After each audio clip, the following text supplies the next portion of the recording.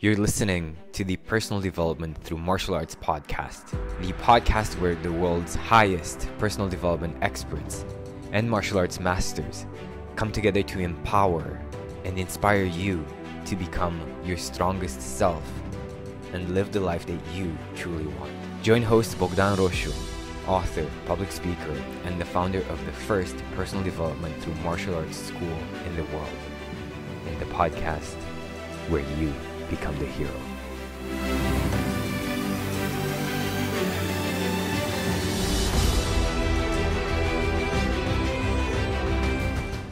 Marius Spiridon started his adventure of self-discovery in the Rocky Mountains in the center of the United States. He was formed as a leader in the midst of the Navajo tribe, being called Tatanka, the water buffalo, by his adoptive Native American family. His direct approach and presence has catapulted him in less than 5 years in the management of one of the biggest electronics retailers in the United States, where he inspired thousands of people to become successful. After moving to London, he became a leading mentor and coach in one of the biggest personal development companies in the world. He is dedicated to inspiring people to live a successful and happy life while being true to themselves. Please help me welcome Marius to the show.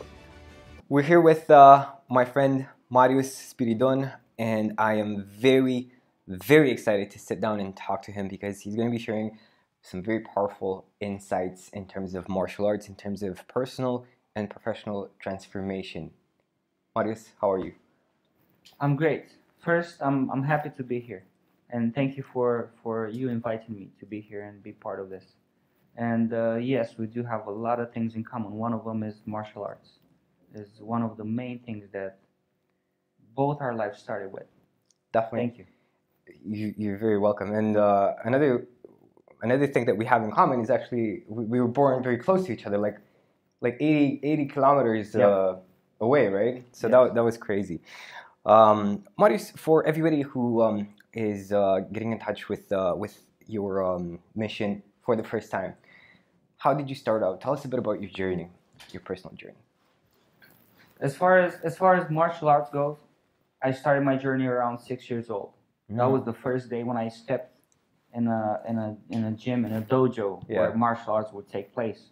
And at the time it was quite funny because it would be actually prohibited to be in any form of disciplined martial arts. Like at those times, the political environment will actually punish you from being, one of the people that are in this kind of situations. I remember working for the first years in a dark dojo with candles. Like it will be no electricity. It would just when I was my first grades, from AQ, 7Q, would be like just total darkness. Exactly. That was one of the first memories I have when I was really, really young. So for everybody listening, and we're talking about what Marius is referring to is the fact that he started when Romania was still under the communist regime, right? Yep. What was the reason why? Why do you feel martial arts was prohibited back then? I think it was, at the time, it was a way to release your inner voice. Mm-hmm. It was a way to become powerful, to speak up, and to be self-expressed. And at the time, would not be a way of being that would be allowed in Romania. So that's what I think. From what the regime would say at the time, it would be like no gathering over 5 people is allowed and legal. Wow. So if it would be more than 5 people in one place, that would be declared as kind of heresy. Like people would just be spread out. Police will show up. Yeah. So that's the kind of time I grew up in. So do you feel that now starting martial arts so young, was it Shotokan karate? Was that what you started? Yeah, that's exactly what I trained in before Wing Chun. Yeah. So how do you feel that impacted your life starting martial arts since you were 6? So there's no way I could talk about it without keeping in the context why I started at the time. It was about half a year after my father died. Mm-hmm. So suddenly I woke up in a life where I'll have no no authority to report to. I will become the guy that has no one to ask permission to do things from. So I decided to do that as a way of first protecting myself, because the things started to change in my neighborhood. As soon as my father died, I'll be the target for everyone that wanted to beat me up or to bully me or stuff like that. So I decided this is the time where I need to be safe. One of the first impact of this thing was discipline. The second one is I became more confident, like self-trust. And the third one was just my physical condition. Like in a matter of a couple of years, I became the kind of guy that no one can catch. I was running so fast. And it was at the time it was really comfortable to know that when I'm tired of running, I can just turn around and kick some ass. It was fun. Get them tired first and then turn around and pound. But sock them one. In the context of me growing up without a father, that was really important because I became the kind of guy that's disciplined at a young age. And that made me the leader that I am today. Nothing of what I am today would be possible without that. Absolutely. I feel what you're saying. And I think most people listening right now or watching our interview right now can relate to this, because most people are training currently martial arts, so they can absolutely relate to that. What inspired you to move to the United States? The first thing was I thought I was in love with IT, with the information technology. I was not.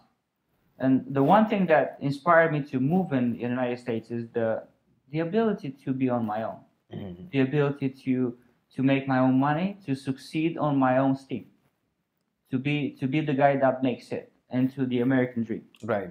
And the things went a lot different. I got there and I had a great experience where I was adopted. I grew next to a tribe of Indians, Navajo, and that's where my whole experience went haywire. Would you mind sharing that story of how you met these guys and how they took you in? Yes. So what happened is, as I got into the United States, it happened that I saved someone's life.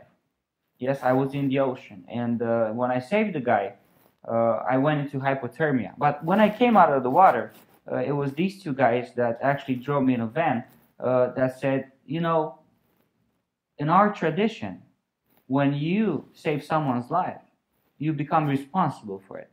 And I said, no way, I'm just here taking a bath. I mean, I would not take someone else. I'm on vacation, please. It's like, no, it doesn't go this way. In our tradition, whenever you do this thing, you either take that life onto your custody or you accept to be adopted by us, which was my choice. Yes. And at that point in time, I accepted, and they actually gave me a name.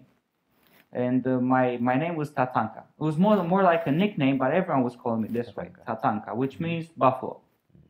And that was great because starting that moment, I started to have access to a community of experiences, to traveling, to being part of rituals, to go into the great powwows the Indians have, which are like huge concerts. Imagine 2,000 people dancing in the same time. I'm talking unity. I'm talking like 10 different tribes.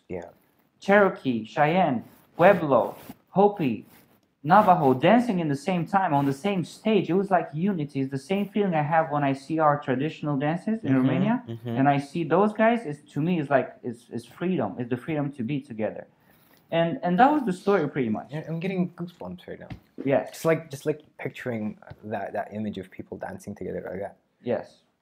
There is one of the greatest rituals I was part of, and I was driving with Joe, which is my Indian friend, brother, and more than this, to a place called Hiemus.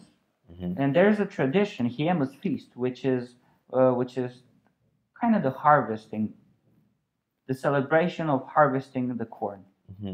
And that was the place where everyone in that village would open their doors, and everybody that comes in, no matter if it's white, yellow, black, it doesn't matter, they would just go in someone's house. They don't have to know the person. Right. They would just go in someone's house and eat whatever they need to eat, sleep if they want to sleep.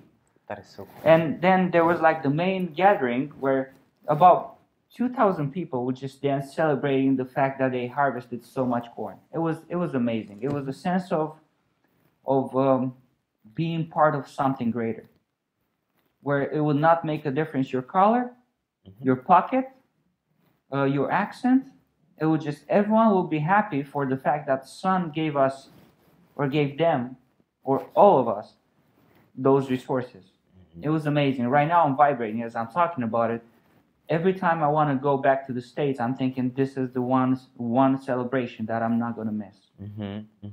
It was great. And there's many more like this. I went with them in many places like Yellowstone, Yosemite, the Sequoia National Forest, Arizona, New Mexico. There's so many places where traditions are so deep, so rooted into the behaviors of people that they actually have the power to keep the communities together. This is something I would love to see here.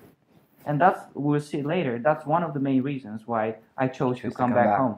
Because I want to bring that power, and I want to bring that kind of community. Yes, that kind of glue into our country. And I'm actually doing that day by day. Yeah, you are, and you're doing a great job in that sense. I feel like, guys, we live in Romania, and I think we both have a sense of division, right? We're very divided as people, and to that extent, getting back to that idea of, you know what, we're in the same boat together, not just us as Romanians, but like the whole frickin' this frickin' spaceship that we're all on, and we're traveling through void, right? Yeah, I think that's super powerful. How do you feel that experience transformed you? Well, one of the first things that I got out of it was personal power. Was a way and a methodology to bring your power back together where it came from, right here. That's the place where I discovered myself as being the source of the power that goes into the world. And unlike anything I ever learned in Romania, when I left, it was time for me to bring that power back into myself. Here, as a kid, before I left, I was the kind of guy that will always point to people around. Is Gabrin's fault? Is my brother's fault? Is my ex's fault? Is the economy? Is the price of the currency? Is this and is that and is the politics and is that? What happened there is I discovered a way where there's no one else to blame anymore, because the one person I was neglecting is that I'm the guy that those things occur around all the time. What do they have in common? What do they have in common? Yes, is we are in the same spot. Everywhere I go, I find myself into everyone else. Yeah, definitely. You know, it's funny because earlier today I was watching this video by Aubrey Marcus. Yeah. Right? He's very much into shamanism and, personal power and stuff like that. And, and the video was actually called, "It's Your Fault." Yeah, good one. It's your fault. Like, take responsibility for everything that happens in your life, and you're gonna feel it's gonna suck in the beginning. It's gonna really suck. But yeah, what was like your realization in that sense? Well, the first steps of accessing personal power, you deal with your smallness. You deal, and only in the front of your smallness you can discover how great you are. So only discovering myself in the breakdowns I had during my life, being a liar, being a thief, being a bully, being the kind of guy that would just not do things right. And it was a breakdown for me to stand in the front of my facts and my actions and discover that I was the guy. I was that one. I was the kind of guy that would go for the smaller version of himself. So my first victory was a private one. You know what they say? There's always the private victories, and then you always have the public ones right after you win the private victories. Yes. So to me, the private victory was to discover that I can be a man of my word, that I can be a man that would chase his own personal power and stop wasting it, actually gathering it and use it for creating things. So the first breakdown was I still remember right now when I called my mom and I said, "Mom, I'm a liar and a thief. When I was a kid, I stole from you 5 lei, which at the time was just a coin. Nothing, It was right? like an ice cream or something. And my mom was like, why do you tell me this? It's been like freaking 30 years. I mean, why now? And I said, Mom, I cannot sleep because of this. And for 30 years, I called myself a liar and a thief. Yeah. And now I want to be the time when everything stops. And my mom said, you silly. That coin, I put it in that coat because I loved you and I came so late from work, I didn't want to wake you up so I can give you the money for whatever candies you want to buy. She actually intentionally put the money over there. Yeah. But for myself, the experience was so tragic where it actually gave birth to a conversation, like an inner conversation that made me a thief and a liar. Well, why I describe this first event? Because in this first event, I discovered the power to close and end the inner conversations by confronting my smallness to the truth, to the actual people in communication. That was the first victory. I remember it every day because that made the start of a great, powerful way in... Actually, I conquered myself. I discovered myself. That's very powerful. Like this would be like an exercise that very few people would do. Like getting in touch with people who you know, they have like some kind of conflict and saying, you know what, please forgive me. I'm sorry. I'm sorry for what happened. And that's incredibly powerful, actually. And yeah, guys, go ahead and try it. Pick somebody. We do have a natural tendency of attempting to look good and trying not to look bad. And as soon as we discover who inside ourselves is doing that, who inside ourselves is staging those kind of lights, cameras, action, we will have the ability to have a stand, to have a say in what's going on. If we don't, our life is going to just rumble and rumble. It's just going to go by itself. But as soon as we discover that, we could say stop and choose our own agenda. Otherwise, we end up going with conversations that are as old as our childhood. Yeah, absolutely. I love that. And something that I got from your event a few weeks ago, you said, go ahead and talk about something or disclose something that you're really afraid that people will find out about you, right? It took a while, but it was like I woke up one morning, I said, oh my God, this is what today's video is going to be about. So I put my phone like on the tripod, started the live Facebook video, and the video was called How I Failed Miserably and Almost Died. Right? Have you seen it? Yeah, that's the one, right? So it's the story of how I thought I was so good at martial arts. I was so good at kicking ass. I thought I was. So I had a bit to drink that night, and there was these 5 guys, right, that bumped into me. And then I looked back, and I walked up to these 5 guys. They kicked my ass so hard. I spent the night in the hospital. I took like 2 weeks, you know, to recover that I didn't go to class anymore because my eyes were black. I told everybody at work that some guy just took me by surprise in the club and just punched me, right, or gave me like a headbutt. And I was so afraid that people might find out, right, and I was so ashamed of myself, you know, not necessarily for failing and not being able to fight against 5 people, but for the fact that I felt so insecure that I had to create this kind of situation to see if I could handle myself or not. Right? So, you know, making that video actually gave me really very powerful closure. So thank you for that. Our entire life, and this is the perfect example, the one that you just gave. Our entire life goes around making up for the person that we could not be at one moment in time. Interesting. Yeah, we just make up for the part of us that we could not reach. So what happens as soon as we discover that, we actually discover a certain coherence between who we are inside ourselves, our actions, our results. But this does not stop here, because this coherence causes the circuit of all our hormones inside our body. And it doesn't even stop here, it goes further into our position into space. So if I'm a confident person, I will just be sitting like this. If I'm depressed, I'll be sitting like this. If I'm doubtful, I'll be sitting like this or like that. So what happens is our thoughts shape our body. And not only our body, but the actual chemicals inside of it. So there's no breach. It's a total coherence between who we are and how we look like.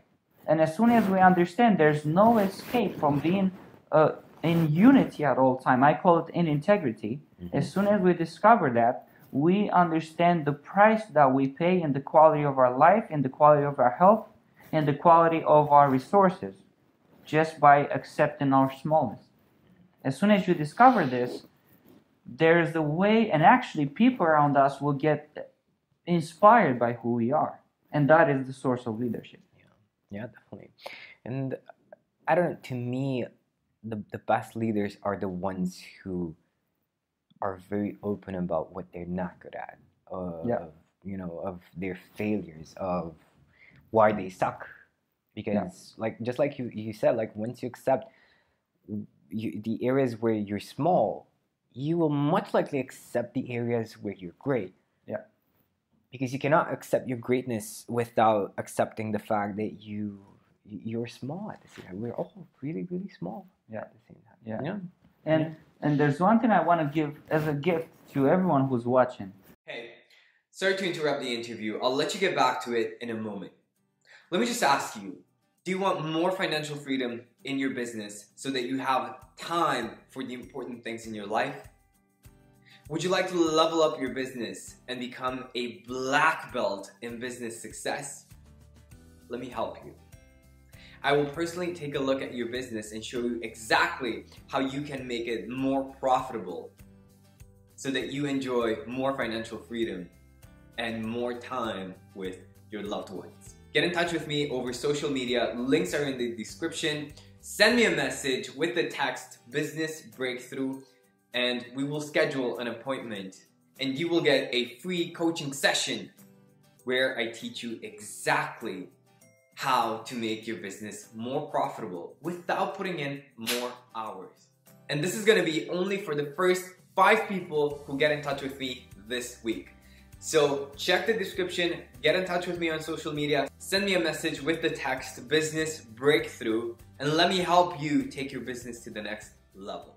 Is an instrument that is so basic yet so powerful that we use in one of the immersions I created. It's a 3-day course that takes place over the weekend. It's starting Friday morning, ends up on Sunday night.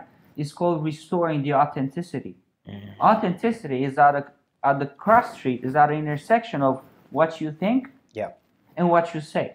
And if those two are not coherent, there is a payoff for it. As soon as you miss being who you think of yourself as being, you lose your self-trust. Absolutely. So this instrument is called Restoring the Authenticity, and it starts like this. And I'm going to give you an example how I took care of my relationship with my mom. When I stole that money, I went to my mom and I said, "Mom, I am stupid. All this time I pretended I'm honest and I love you, when in fact I stole money from you. The impact on me was that I'm thinking of myself as being a small person. The impact on you is that I neglected your love and I stole from the manual of my family. And what I actually choose today is to tell you the truth about it, because I don't want to carry it with me anymore." So this instrument that I just said is a 6-step procedure where you actually restore your authenticity. You actually bring your truth back into the equation. And it starts with your smallness. Yeah, I called myself being stupid. Yes. Second was saying that all this time I pretended to be, and then I gave myself up. I said, when in fact, I was like this and like that. And then I talk about the impact on me, the impact on her, And then what is my new choice? What I make different from now on? If we use this in any area of our lives, if it's business, family, relationships, it doesn't matter where. We just going to bring the truth and the power of communication back into the field. And that's going to shift entirely our relationship with everyone around us. So I'll actually challenge whomever is watching this to apply restoring the authenticity in their lives. Just 1 or 2 or 3 times. And then if it works for you, just keep doing it. How would somebody who doesn't exactly know what to say to their parents, what would be the first step for somebody to making being authentic a habit? The first step is confronting yourself with the fact that you're hiding the things. Just like you said. You said you were attacked by some big dude that, it was not 5 and it was not you trying to look good. You just tried to cover the shit up. Yes, that's the same thing we do in our lives and people do it. Yes. So the first thing is looking yourself in the eye and realizing what is the cost of you being small? And what advantages do you have for being small? Yes? And then at the end, just realize what is the action that you want to take in order for you to approach your bigness rather than staying small. Because doing what I just said I did with my mom, you know what she said? She said, I love you, stupid. I always did. I don't care about that money. I'm happy that you discovered your relationship with the truth. So I got even more from saying it. For me, it was like a curse disappeared, just like it just broke loose. Yeah. And then I became free because that conversation just died. So how I would advise people to do this, just look in the areas of your life where there is tension and there's hiding and there's lack of communication and lack of self-expression. And as soon as you discover those areas, just look for what is it that you're doing that keeps you small. And as soon as you discover that, just give yourself a chance to address the truth as you see it. How do you know when you are being small? How do you recognize it? Our body is given to us as a gift from God, from the universe, from whatever deity we believe in. Our body is here to give us all the signals that we need to discover that we're being small. The first symptom of being small is suffering. If you suffer, then you're in a story. Yes, if you feel like lack of self-expression, if you feel like lack of happiness, if you feel a lack of anything, that means that you're in a story that does not make you good. That means that you're suffering, and that's the place where you can grow. Only by confronting yourself to who you used to be, you have an opportunity to create a possibility to being someone greater than that. So as soon as you discover that suffering it's a gold mine. In suffering, you can discover a place where you can become bigger. I'll give you an example. I go into this world day by day, and every time I go into the world, I see people that are being either violent or maybe aggressive or just have a bad language. But that is, for me, an opportunity to be a great man, because if I get to contain myself and to act in my freedom around those people, then I can deal with anything. Absolutely. So every single opportunity that I see around me, even though are negative things, it's a way for me to have a quantum leap and become a greater person. Do you feel that people who have not trained martial arts are more prone to reacting to violence with violence? Yes. So what happened is our mind has a gift. It's going to protect us for the rest of our life. It's the greatest gift. I mean, it will never give up on us. It will never give up on us. Our mind is going to be there as a surviving instrument. Well, when you do martial arts, when you're a practitioner, and you discover that the actual stimuli, the actual things that are happening out there are not as dangerous as our mind makes them look like, then you discover a spot where you can be peaceful in the middle of the hurricane. Yes? So someone that's trained and disciplined, someone that is powerful, someone that has been trained in the front of whatever adversities, is going to have a say into events that for someone that did not practice martial arts might look as dangerous as I need to defend myself, or I need to attack, or I need to run, or I need to prove myself, or I need to prove myself. Someone that practices martial arts will find a way to just cool down and realize this is just something that I can handle. It's not time to take action, or it's time to take action. It will have a better say into it. Yeah, absolutely. I found that as well. So you've recently restarted your martial arts journey, right? Yep. How is that for you? As I moved back in Romania from UK, I started to look for a place where I will feel the comfort of being around disciplined people. I had a thirst for being around people that are disciplined and take care of themselves. So it was painful, pretty much. And I'm a marathon runner. Like, I run marathons for tens and tens of kilometers. I have no problem, but nothing totally compares to doing, about 300 burpees in a 2-hour interval of time, or doing a kata or kumite in a place where you haven't done it for about 2-3 years. So for me, it was as painful as it was. It gave me a huge satisfaction. I found myself as being back home as in back in the dojo, back home, in a place where my heart was at peace, and I found myself fulfilled with whatever things I found in there, connecting with my body, connecting with a partner. That's very funny, right? Romanians doing Japanese, Chinese martial arts influence, talking about personal development philosophy from the West, from the US, with the combination of shamanism and Indian culture. It's a very, very powerful mix, I think. Marius, what's your mission? At one point in time, someone taught me how to discover my mission. Is to look in my deepest, darkest breakdowns into whatever things hurt me the most in my life. And realize that whatever hurts me the most is because I have a commitment in that area. So looking at my roots, let's say, at those things that are hidden beneath the ground, I discovered my greatest commitments. And out of those commitments, I created my mission. My mission is very simple. It sounds like this. I am clean physically and spiritually, and this way I will find my inner peace that gives me the power to transform the world.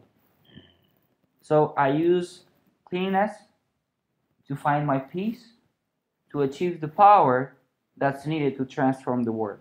So my mission really is to transform the world one by one by using different channels. I write books, I create retreats, I create sessions one-on-ones, I create videos like this. I create education systems. My purpose is that by 2025, the educational system in Romania will be transformed. That means our kids will go into schools. It will not be chopped down to by a cookie cutter into whomever they need to become. Rather, they will be the kind of people that will have a choice, will have a say in who they want to be. This is my purpose, and I will not rest until I make it happen. And right now, I'm creating an army of capable people that will build schools in Romania, and we already started. Right now, it's happening. I don't know. I feel like we should definitely be listening more to kids. Yes.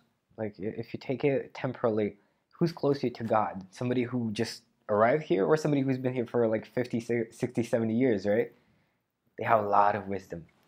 There is a lot of wisdom. Also, there is one little trick here, because we can always fall onto the slope of making the adults wrong for who they became, and this is the root of all our suffering.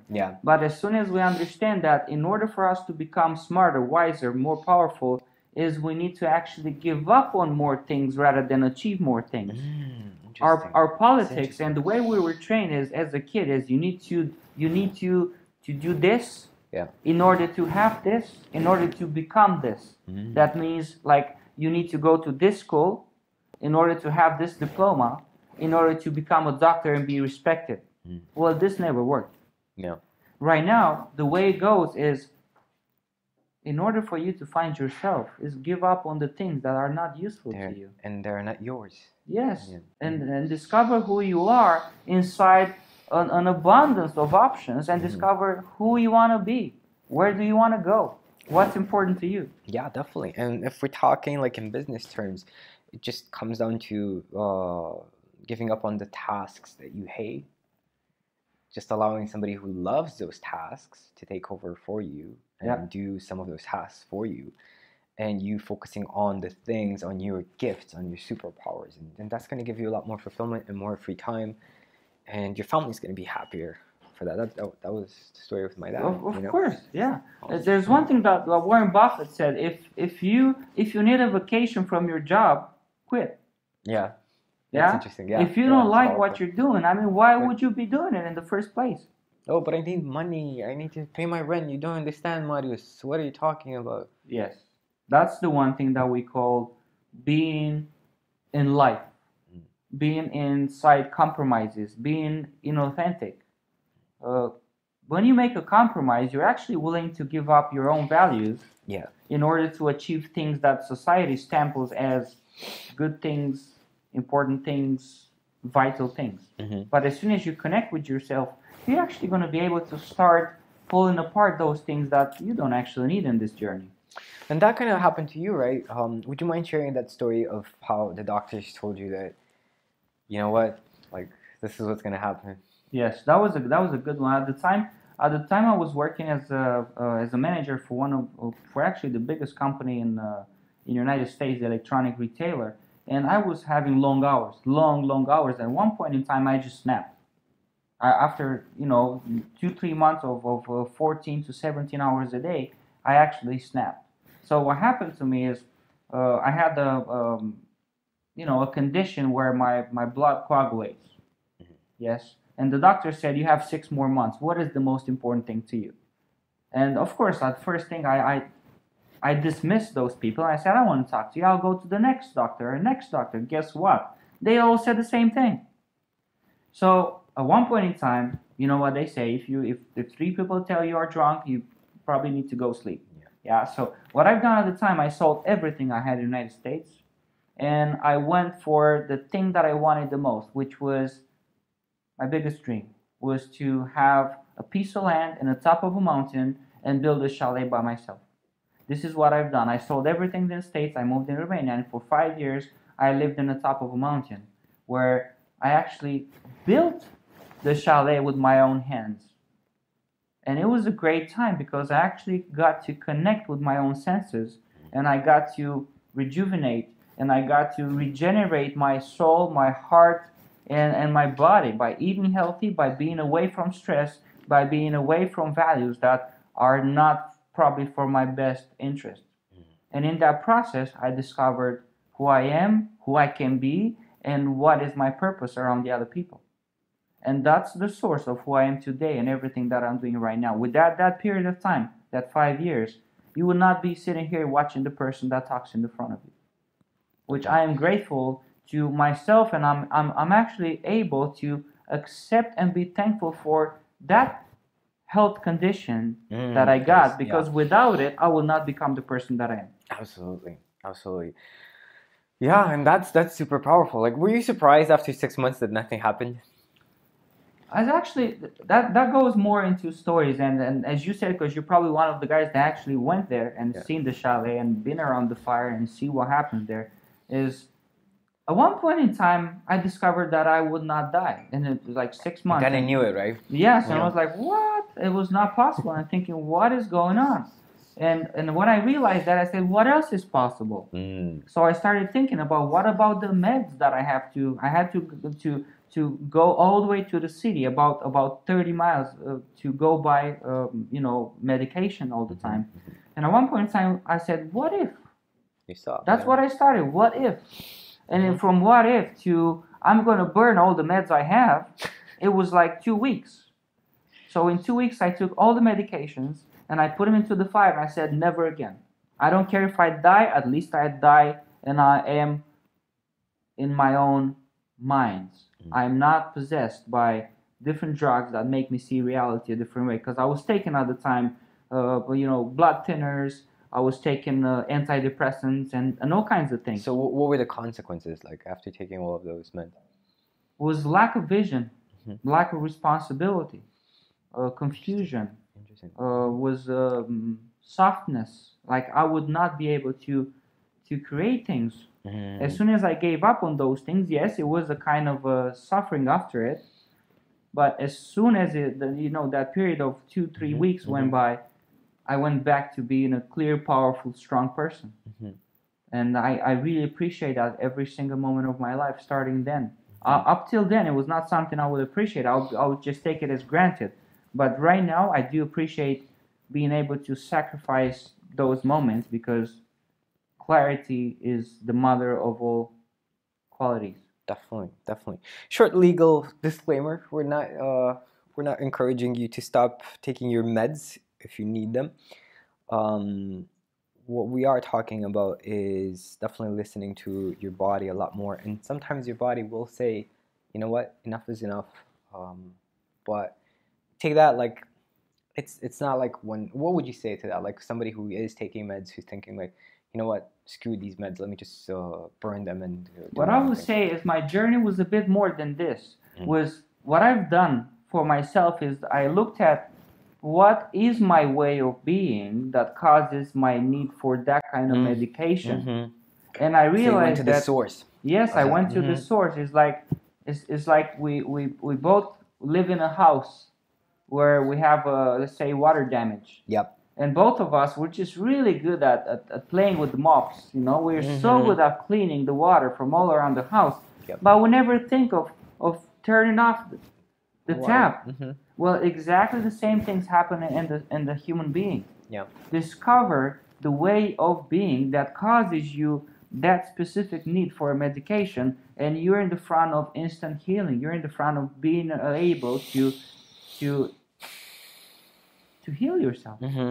Yeah, right. So definitely, if you're suffering from some kind of physical ailment, whatever that may be, that's usually the consequence of some emotional imbalance that you accepted and you're still using to a certain extent. Something that kind of started when you were a kid, maybe like a few years ago. So what you should do before getting rid of the meds is going back in time to that specific moment where it was all born.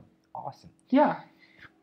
And I did discover what it was for me. What was it? Was working on the stressful conditions, forgetting about myself and what's important to me, and being hateful on myself and other people for their mistakes. As soon as I discovered this, not only that the need for meds disappeared and I gathered the power to give up on them, but also when I went and did the testing with the doctors around me, guess what? Nothing. A condition that was supposed to be final, supposed to be for life, as I was supposed to live with meds for the rest of my days, disappeared. I've done it twice just in case. And the disease, the condition was called factor V Leiden, which is something that's in your chromosome, is like a genetic condition. So basically your DNA changed, right? Yes, the DNA changed. The power of your thoughts is to change your DNA to close and open some genes that will allow you to live a different kind of life. Actually, what happens is I discovered a way to make my mind matter. Make your mind matter. Because whatever things you change inside your thoughts will change the actual matter that you carry on your body and the matter that you affect all around yourself. Absolutely. Your life changes with that. Awesome. Marius, what would be one question that you'd like to ask everybody tuning in? I'd love to ask a question around, what is the one person that if you go right now and point to the truth that you've been hiding for so long will shift your relationship? So I'm just going to ask you one more time in a different way. Who can you contact right now? Who can you talk to right now that you can release the truth from yourself and stop hiding whatever you've been hiding for a long time? Maybe it's your mom, maybe it's your dad, sister, brother, friends. There must be a relationship where you can use the gift I gave you, which is restoring the authenticity, and become the person that you would love to be. And it's this much of a step. That's it. It's a 5 minutes conversation, and I supported thousands of people to do it. And guess what? They're free. You could be a free one. Do it. I love that. I love that. So guys, go ahead and take your first step to true freedom and authenticity. Marius, thank you so much for your wisdom and your time. Thank you. Awesome, guys. Thank you for tuning in, and I'll see you next time. Have a gorgeous, gorgeous day. Thank you. Bye-bye. Hey, thank you so much for tuning into this episode. And if you're ready for more financial freedom, for more time to spend with your loved ones or doing what you're really, really, really passionate about, send me a message over social media, connect with me, links are in the description, and I will give you a free business breakthrough session where I will show you exactly how you can make your business more profitable so that you live a happy and fulfilled life with your loved ones. I'll see you soon.